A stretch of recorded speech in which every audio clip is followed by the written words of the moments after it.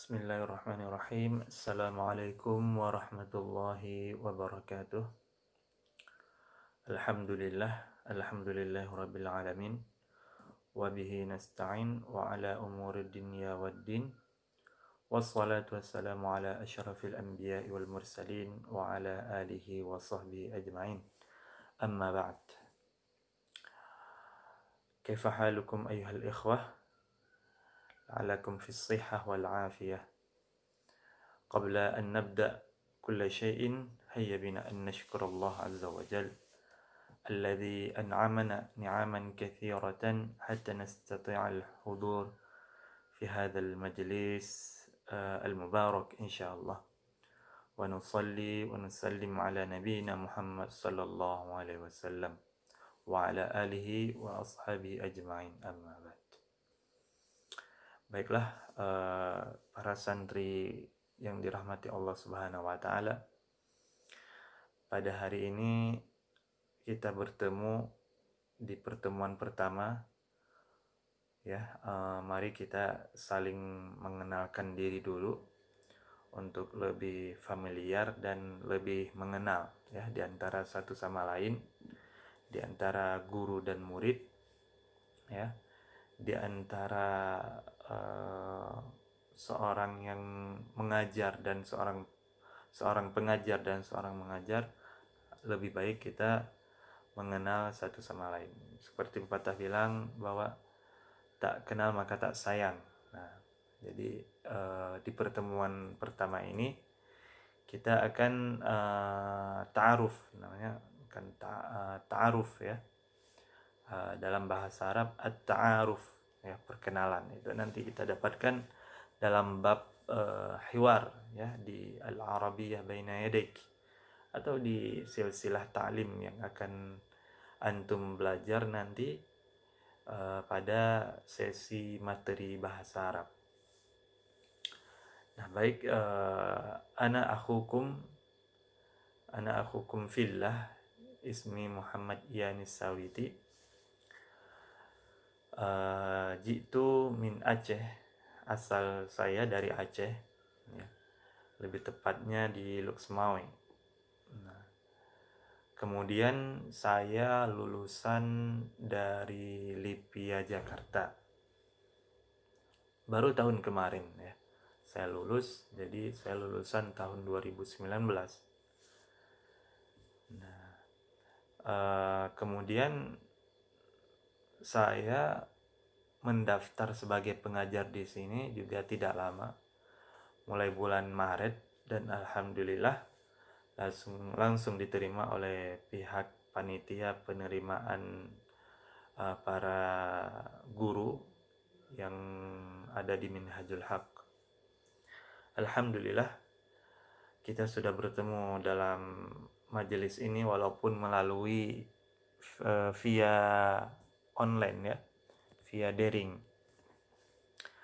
Nah, ini tidak mengapa, karena insya Allah nanti pada bulan Januari atau pada saat ditentukannya oleh pemerintah, mungkin bisa lebih cepat, kita akan bertemu secara offline. Dan itu yang lebih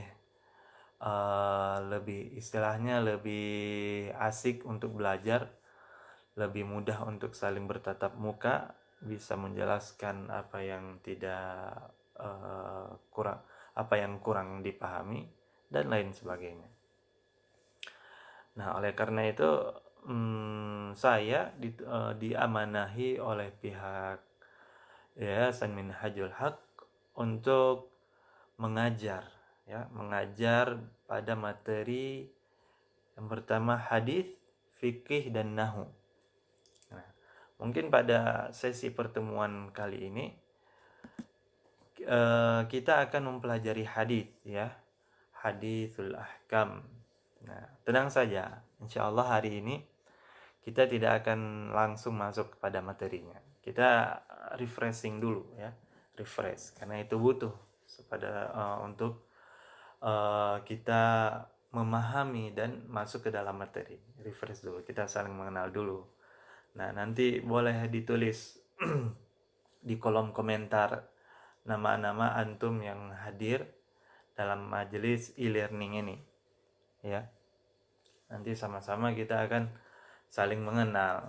Boleh ditanya apa saja, baik itu tentang pelajaran yang akan dipelajari, baik itu tentang metode pembelajarannya bagaimana, terserah mau ditanya apa, yang penting dalam koridor pertanyaan yang bermanfaat, ya, pertanyaan yang bermanfaat dan sopan tentunya, karena kita selaku para thalibul ilmi wajib menjaga adab saat menuntut ilmu, ya, wajib menjaga akhlak kita, karena thalabul ilmi itu karena akhlak itu lebih tinggi daripada ilmu, seperti pepatah Arab yang sering kita dengar menjelaskan bahwa al-adabu fauqal ilm, ya, adab itu di atas ilmu. Jikalau orang berilmu itu orang yang paling mulia, ya, tentu jin, ya, itu lebih mulia di sisi Allah. Karena kenapa? Dia paling berilmu di antara semua makhluk, ya. Makanya yang diutamakan, ya, yang harus dimiliki oleh seseorang penuntut ilmu itu adalah adab, ya. Walaupun setinggi apapun derajat keilmuannya tanpa adab, maka itu sia-sia, ya. Seperti pohon yang tidak ada buahnya, maka bahkan lebih buruk daripada itu, ya, lebih buruk daripada itu. Nah, seseorang penuntut ilmu dia dituntut untuk memiliki adab. Nah, ini yang paling saya tekankan. Saya setiap mengajar selalu menekankan adab, ya, mendahulukan adab. Tidak apa-apa orangnya kurang pintar, ya, tidak paham pelajaran, tapi adab, dia mempunyai adab yang bagus, akhlak yang baik, ya, kepada guru, kepada teman, dan juga kepada orang tuanya, insya Allah dengan berkah adab yang dia miliki itu, dia akan menjadi orang yang bermanfaat, menjadi orang yang pintar, menjadi memahami pelajaran, ya. Keberkahan dari Allah akan datang menghampirinya. Jadi yang diutamakan itu bukan ilmu semata, ada juga adab yang harus dikedepankan, supaya apa? Supaya menjadi da'i rabbani, ya, da'i yang menjaga Islam dengan akhlak, ya, dai yang menjaga yang berdakwah itu dengan adab dan perilaku. Nah, itu setinggi-tingginya tingkat dakwah itu adalah adab. Seperti ketika ditanya Aisyah, ya, Siti Aisyah radhiyallahu anha, ketika ditanya oleh para sahabat, ya, bagaimana akhlak Rasulullah wahai Aisyah?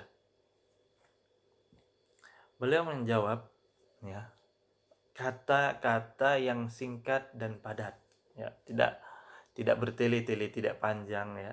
Beliau hanya menjawab dengan beberapa kalimat. Apa yang beliau jawab? Beliau menjawab, kana khuluquhul Quran,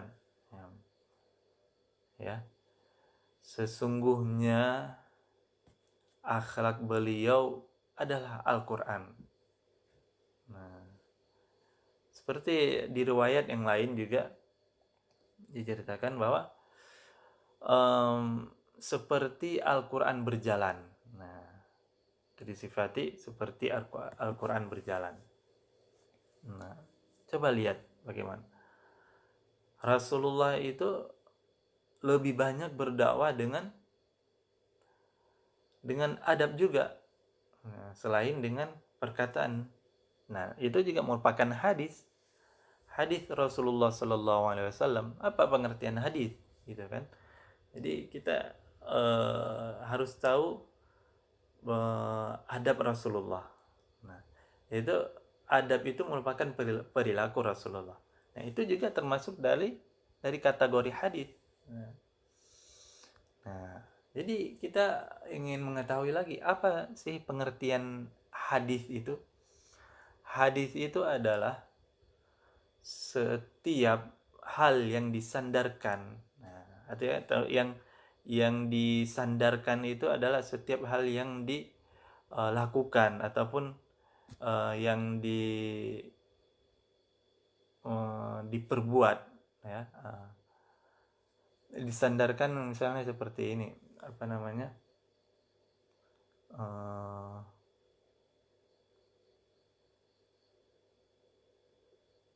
setiap hal yang